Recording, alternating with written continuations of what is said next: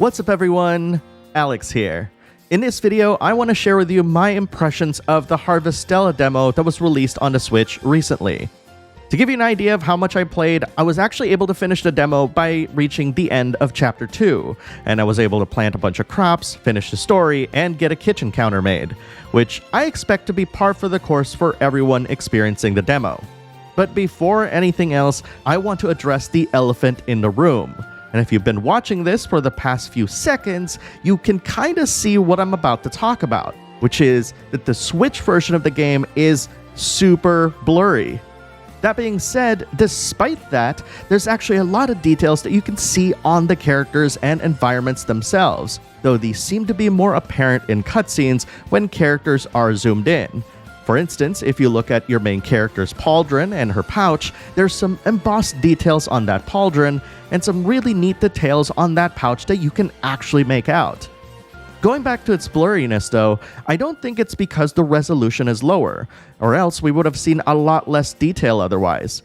This might actually be because everything on screen is anti-aliased, which would also explain its performance. Because typically when you anti-alias an entire screen, you'll sometimes get performance hits somewhere else, especially in moments when the camera is panned out.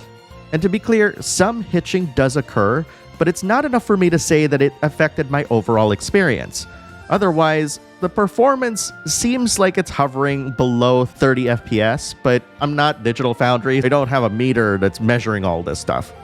Bottom line, if you feel as though the graphical quality of the Switch version is distracting, I highly recommend getting the PC version instead. And if you are getting the PC version, I highly recommend watching the rest of this video because we're going to be talking about all the cool stuff that the game actually does.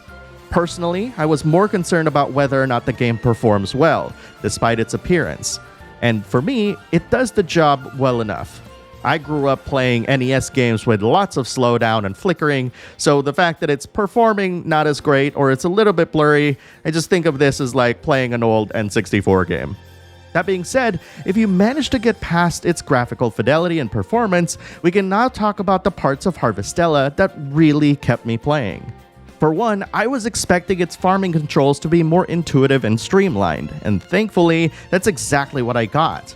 For instance, when you're planting or plowing, regardless of how much tilt you have on your left analog stick, it does slow down your movement so you can have better control on your character. Also, one quality of life feature that I really like is the fact that you don't need to keep refilling your water can with water so you can water your plants. I know this is such a silly thing, but just going back and forth from your plants to a well, for instance, takes a bit of time. And the fact that they're just simply saying like, no, you don't need to do that, that's good news in my book. There is still a stamina system in the game, and in order to replenish a little bit of it, you'll need to have at least 1 point of hunger.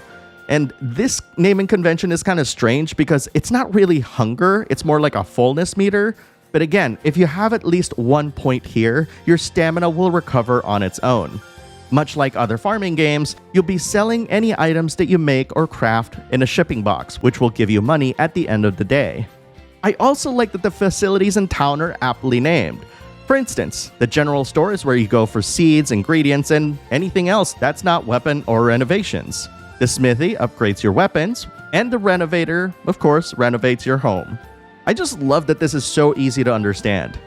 With regards to combat, the combat is pretty simple. You have a jump button, an attack button, but no dodge or block button, based off of what I've played so far.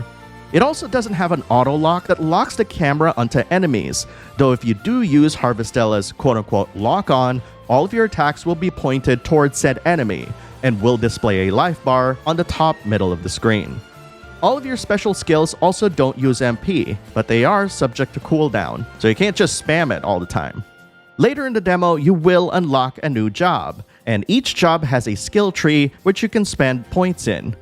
Curiously, after checking out the fighter's job panel, I noticed in it that there are ways to shorten the cooldown when changing jobs.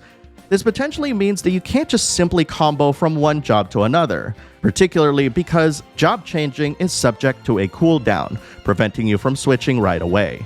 And you'll want to do this because there are some monsters that are just weak to specific jobs' basic attacks.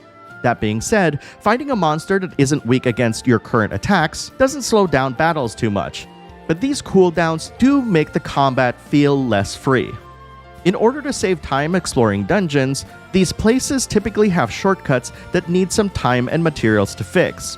You get a recipe for a repair kit to repair bridges, and it typically takes time to repair these bridges and or ladders, so you have to kind of manage the amount of time that you have, because once midnight hits, you'll completely be exhausted and you'll be sent back home, and potentially lose all the money that you have in you. That's pretty bad. Speaking of time, it does feel like it moves faster than other farming games, but this might be particularly due to the fact that building shortcuts and crafting does take time away from your current allotment, meaning it's not always constant. But thankfully, you do have items like the return bell that allow you to warp back home, as well as motes that serve as save and teleport points so you can continue onward to a latter part of a dungeon. I thought this is all well thought out, and honestly, I need to play more of the game beyond Chapter 2 to have better thoughts on how time is handled, but for the most part, the days felt shorter to me. And I don't necessarily think that's a bad thing. I think later on, if I feel like the days keep getting shorter and shorter, then there needs to be more balance when it comes to what I want to do in the day. It really does kind of prevent you from doing everything at once. And I think that's probably why they designed time this way. With regards to the story, it has a story-heavy beginning, and I actually really like this because it's not just like, hey, here's farming, here's combat, and just throwing everything at you. Square Enix really took the time to make sure that you really care about the world and what's going on, introducing mystery and intrigue that really is propelling you forward throughout your time with the demo.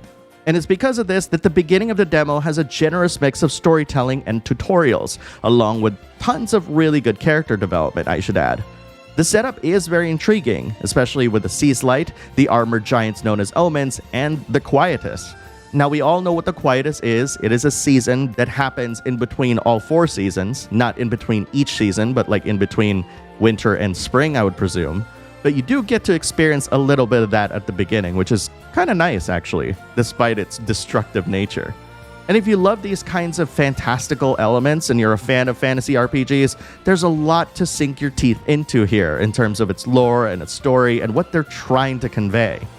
Overall, despite the way it performs on the Switch, the intrigue behind the main narrative really pulled me in, and the music is also really well done, as well as the streamlined elements that make it so that anyone unfamiliar with these sorts of games can just easily get into it and enjoy the story being told.